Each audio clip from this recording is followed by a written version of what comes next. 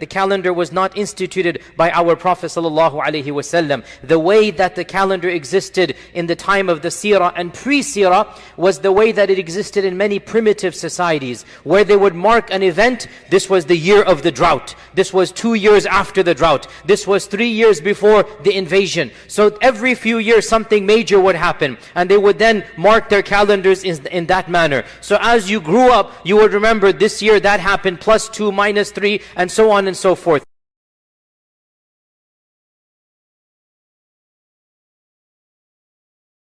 A year came when the Islamic Ummah realized we cannot maintain this forever. We are now a global Ummah. We are now a global Khilafah. We need a calendar. And this was in the time of Umar ibn Khattab radiyallahu ta'ala an. He gathered the Sahaba in the masjid and he said, we need a calendar. They all agreed.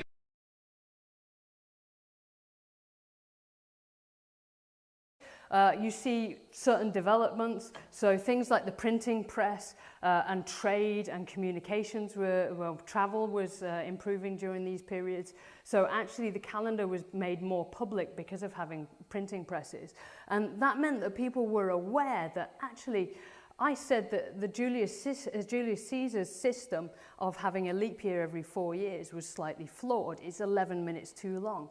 Now this was hundreds of years later, and people are starting to notice. Why today? I say not only why today, why particularly for Muslims living in non-Islamic societies, where you don't have majority Muslims. The reason being very simple.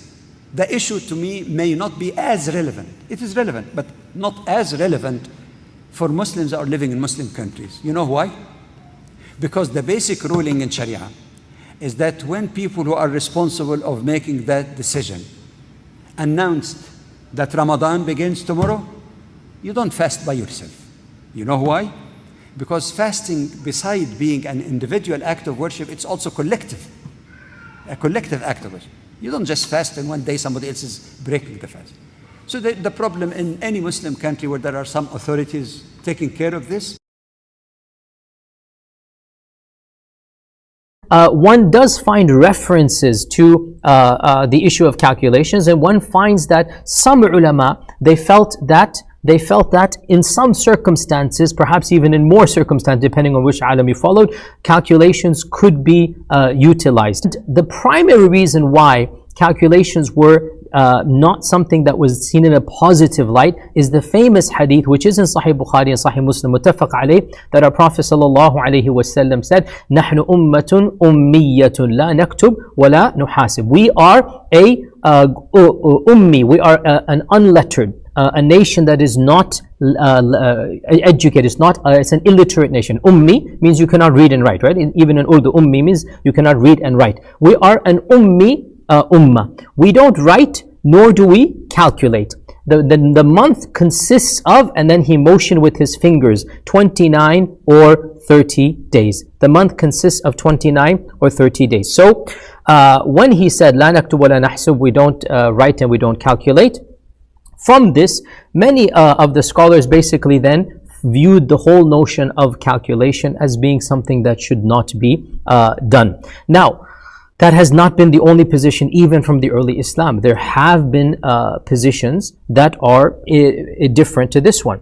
And of them, we're going to mention the great scholar of the Tabi'un, Al-Mutarrif ibn Abdullah ibn al-Shakhir, who died 95 Hijrah, and others as well. They considered that at certain times and situations, one can resort to calculations. Now, on the other side, we actually have those ulama who went so far as to say that all types of calculations, even when it comes to the prayer timings and the prayer charts, they should be avoided. And some ulama even took this hadith and they extrapolated it to include any type of instrument, any type of thing that is used for the salah. So much so that one of the great scholars of this ummah, a great alim and a faqih and a muhaddith, and somebody we respect immensely. And when I quote these opinions, a'udhu billah, I'm not intending to denigrate. I'm simply demonstrating, if you want to take this hadith at face value, be consistent. And there are those who did,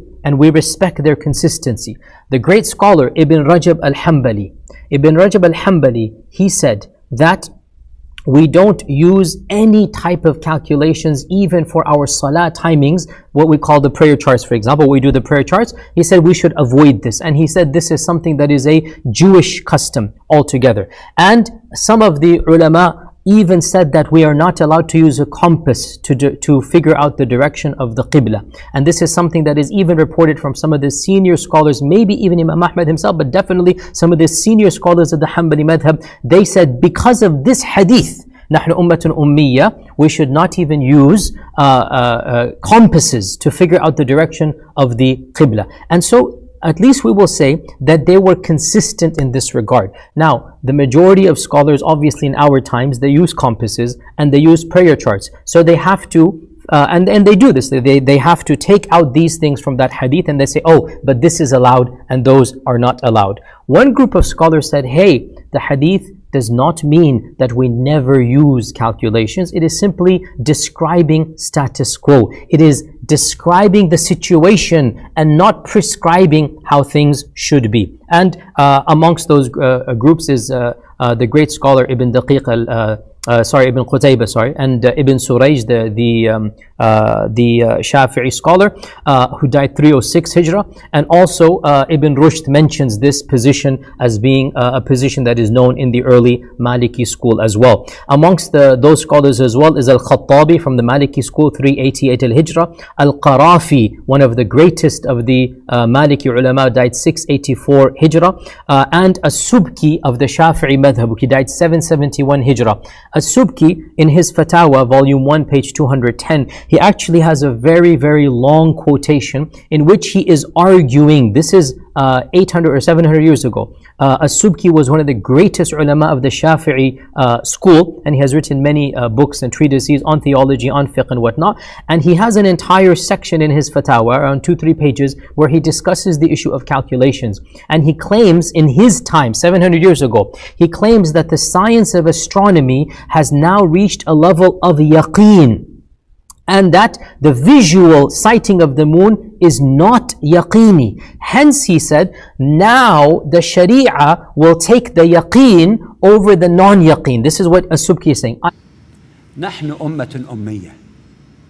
Now, is being an unlettered ummah who doesn't know how to write or calculate is a value, an Islamic value in itself? Is it an orientation that Muslims should remain for the rest of their lives unable to write or to calculate, where the Quran and Hadith is full of evidence of seeking knowledge, not only so-called religious knowledge, the word religious even is not very accurate anyway, as well as temporal knowledge? How do we reconcile that with the Quran itself teaching us to reflect on various areas of sciences and open the door wide for us to understand? So is the Prophet ﷺ speaking of an ideal that we should always remain like that? Or does he explain through that hadith that because at his time, and maybe in some other places until today, but at his time, number one, the number of people who had the ability and the scientific knowledge to make calculation about astronomy, there maybe have been some, but it was not really up to the level that we have today. I know some people keep arguing, the Arabs knew this and knew that. Sometimes they might be referring to medieval times, even when Muslim became better astronomer, but that was after. Even if you can trace it to the time of the Prophet ﷺ, that some did it, number one, their number, suppose even they knew it very accurate, very few people, very few. Secondly, giving the means of communication at the time of the Prophet ﷺ, how do you communicate to people living in outlying areas? You didn't have a CNN and CBC and BBC and all of that to disseminate this type of information. How do you reach people?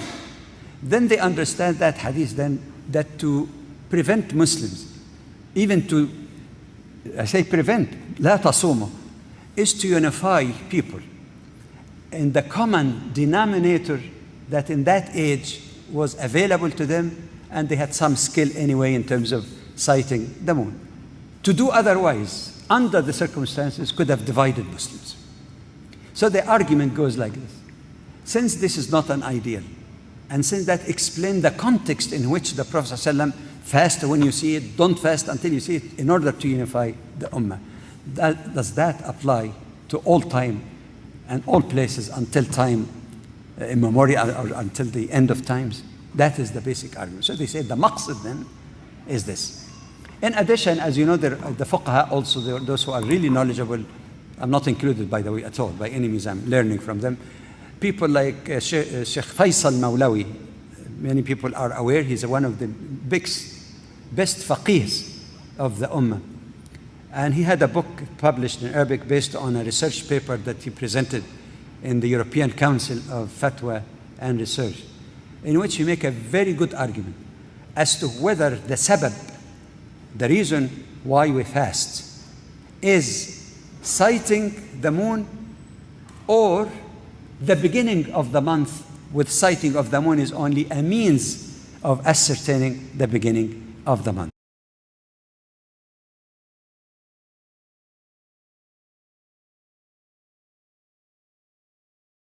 New moon. The new moon is when the sun and moon are aligned with the sun and earth on opposite sides of the moon. The alignment of the sun, the moon, and earth leaves the side of the moon that faces earth in darkness. This is called a conjunction. The new moon is up in the daytime sky. It rises and sets around the same time as the sun, bringing it too close to the sun's glare to be seen with the naked eye. Now, given the state of modern-day astronomy, the date of a new moon can be predicted with pinpoint accuracy. This new moon is the last day of a lunar month, so the next day of the new moon marks the first day of the next lunar month. Nobody can calculate when you can see the moon. However, we can calculate when the moon will be born. What's the difference between the two? When the moon will be born, it is an astronomical, mathematical, precise, physical calculation. And that is when the slither of the moon will first catch the rays of the sun and be able to bring them back to earth. Because again, all of the moon obviously does not change in size, obviously. It is the rays of the sun that reflect back onto us. We can very easily calculate when the moon will be astronomically born. What we cannot calculate is when the person will see it. Why?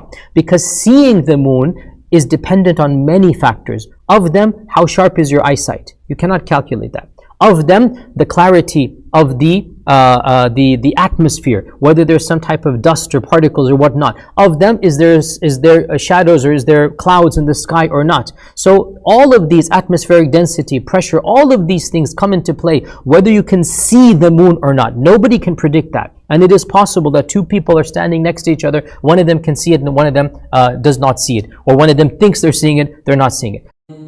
They ask you, O Muhammad, about the new moons. Say, they are measurements of time for the people and for Hajj. And it is not righteousness to enter houses from the back, but righteousness is in one who fears Allah.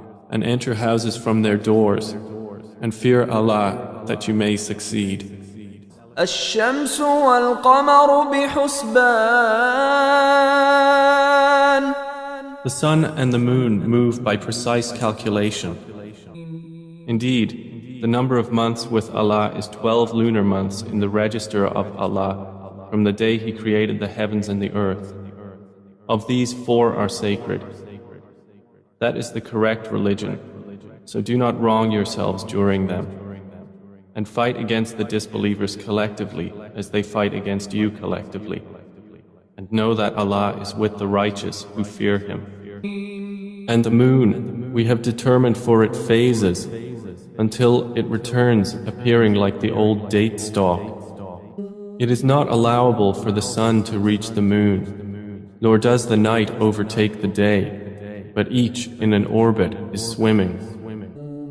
It is He who made the sun a shining light and the moon a derived light, and determined for it phases, that you may know the number of years and account of time. Allah has not created this except in truth. He details the signs for a people who know.